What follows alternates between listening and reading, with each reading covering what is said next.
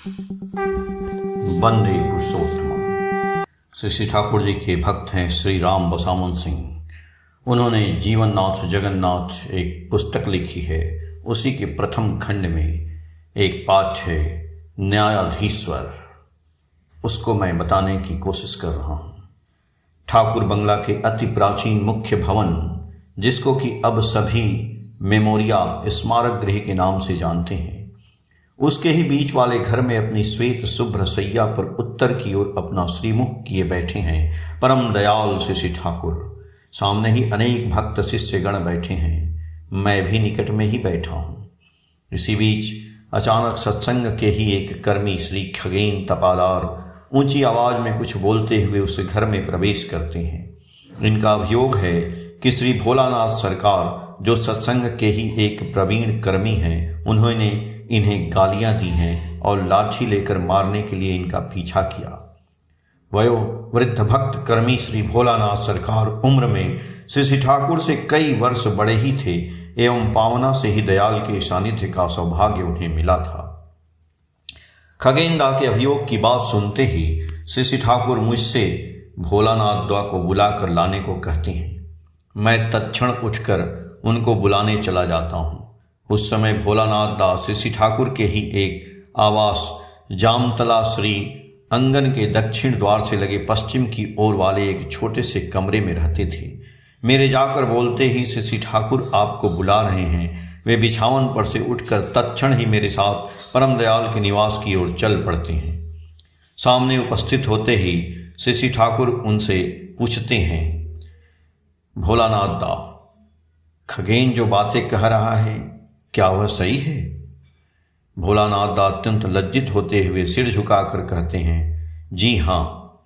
यह सुनते ही श्री ठाकुर भावावेश में उच्च स्वर में बोल उठते हैं, भोलानाथ सरकार, पावना के भोलानाथ सरकार, 80 वर्ष के भोलानाथ सरकार ने खगेन तपादार को गालियां दी, उसके पीछे लाठी लेकर मारने दौड़े। मैं अपने कानों से ये क्या सब सुन रहा हूं। अभी भी मुझे अपने कानों पर विश्वास नहीं हो रहा है। सामने बैठे भक्त वृंद उठकर खड़े हो जाते हैं। भावावेश में लगता है श्री ठाकुर रो पड़ेंगे। व्यथा भरी आवेशपूर्ण उनकी कड़ी आवाज को सुनकर सामने खड़े सभी जैसे आतंकित हो उठते हैं। भय आशंका भरी आंखों से सभी प्रभु के आरक्तिम मुख से निहार रहे हैं कि अब आगे क्या होने को है।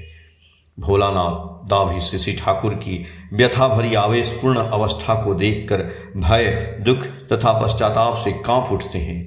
अवाक होकर श्री ठाकुर के श्री मुखमंडल पर अपलक दृष्टि निबद्ध किए हुए रहते हैं। कुछ क्षण चुप रहकर श्री ठाकुर पुनः कहते हैं, भोलानाथ दा, यह भूल आपने नहीं की है, यह भूल तो मैंने ही की है, इसीलिए इसका दंड भी मुझे ही मिलना चाहिए। आप मेरे दोनों कान ऐंठकर जोर का थप्पड़ गालों पर लगाएं। यह बात सुनते ही भोलानाथ दा के तो होश उड़ जाते हैं। दयाल ठाकुर से हाथ जोड़कर कातर स्वर में प्रार्थना करने लगते हैं, नहीं नहीं ठाकुर, भूल तो मैंने ही की है, इसका दंड आप क्यों लेंगे? मुझे ही जो भी दंड देने का हो दें। थप्पड़ मारें, लात जूते मारें या जो मन में आए सो करें, किंतु ऐसी बातें आप न कहें। परंतु श्री ठाकुर कब मानने वाले हैं? वे और भी जोर देते हुए दृढ़ता सहित कहते हैं, नहीं नहीं, दंड तो मुझे ही लेना पड़ेगा, मुझसे ही गलती हुई, आपसे नहीं। लगाइए शीघ्र ही थप्पड़ मेरे गालों पर। यह बात सुनकर भी भोलानाथ दा लेकिन अपने पूर्व की बात या प्रार्थना ही निवेदन करते रहते हैं कि मार तो उनको ही लगनी चाहिए। इस बार श्री ठाकुर थोड़ा गंभीर होकर उनसे कहते हैं, मैं कह रहा हूं, नहीं मारने से लेकिन अमंगल होगा। मेरे मुंह से जब निकला है तब आपको मुझे थप्पड़ मारना ही होगा। श्री ठाकुर की ये सावधान वाणी सुनकर भी, अमंगल की बात सुनकर भी भोलानाथ दा विचलित नहीं होते हुए अपने स्थान पर खड़े खड़े ही कातर भाव से अपनी पूर्व प्रार्थना ही दोहराते रहते हैं। भोलानाथ दा शायद अपने मन में यही सोच रहे हैं कि चाहे जितना बड़ा अमंगल ही होना है हो, किंतु श्री ठाकुर के शरीर पर तनिक भी आघात नहीं करूंगा।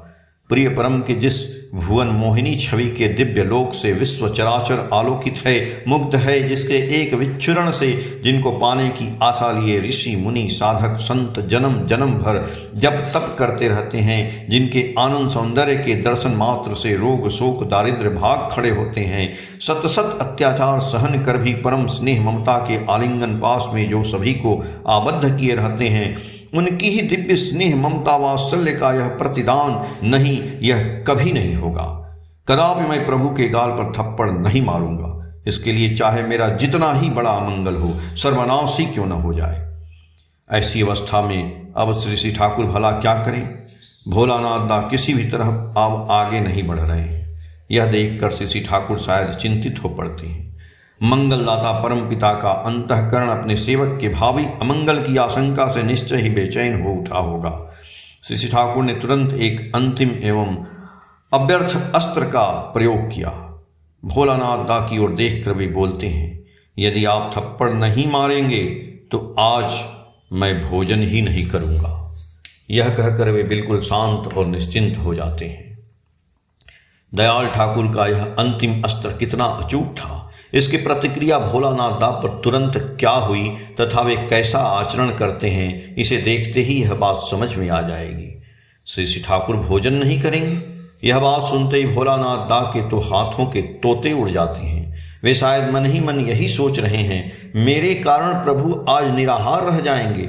लाख लाख भक्तों को भी प्रसंगतः यह बात जब मालूम पड़ेगी तो वे मुझे धिक्कारेंगे, मेरे नाम पर थूकेंगे। जो भी हो जाए, पर ऐसा तो मैं हरगिज नहीं होने दूंगा।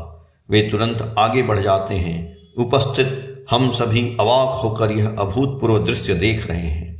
सभी शायद सोच रहे हैं, हाय हाय, आज भोलानाथ सरकार क्या सचमुच श्री ठाकुर के कान मरोड़कर उनके सुकोमल गाल पर थप्पड़ मारेंगे। इधर भोलानाथ दास श्री ठाकुर की चौकी के नीचे रखे कलश से जल लेकर उन्हीं की चिलमची में हाथ धो लेती हैं। श्री ठाकुर के भागवत शरीर को बिना हाथ पवित्र किए भला वे कैसे स्पर्श करेंगे।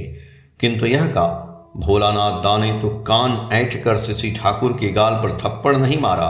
आगे बढ़कर वे अपने दोनों हाथ श्री ठाकुर के माथे पर रखते हैं। धीरे धीरे दोनों हाथों को नीचे ले जाते हैं। केस, दोनों कान, दोनों गाल को अपने दोनों तलहथियों से स्पर्श करते हुए एवं सहलाते हुए परम ममता सहित इसके बाद श्री ठाकुर के सम्मुख ही कुछ दूरी पर खड़े हो जाते हैं। अपने प्रिय परम को एक टक से निहारते हुए श्री ठाकुर को इस पर भी शांत स्थिर देखकर उपस्थित सभी ने चैन की सांस ली, जो सांस अब तक संकट में अटकी पड़ी थी। परम करुणामय प्रभु ने श्री भोलानाथ सरकार के अंतर की पीड़ा को समझकर ही शायद अपने ऊपर के अभूतपूर्व दंड भार को हल्का होने दिया।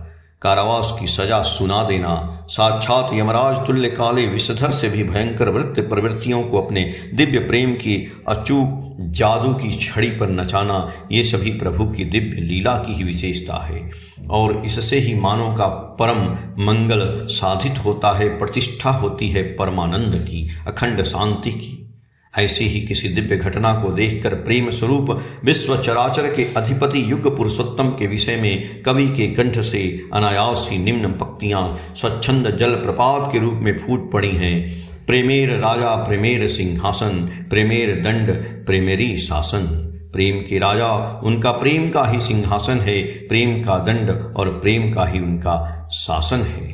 यही है प्रकृत न्याय या विचार, और यही है प्रकृत न्यायाधीश या विचारकर्ता, जिनके न्याय या विचार से स्वस्थ एवं स्वधा की प्रतिष्ठा होती है, जीवन मंगलमय होता है।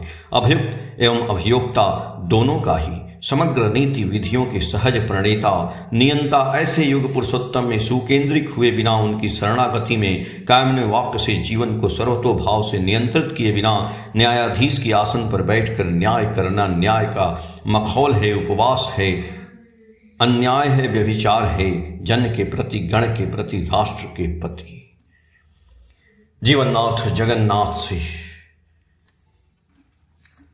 श्री राम बसावन सिंह द्वारा लिखित 55 से 59 पेज संख्या तक। जय गुरु।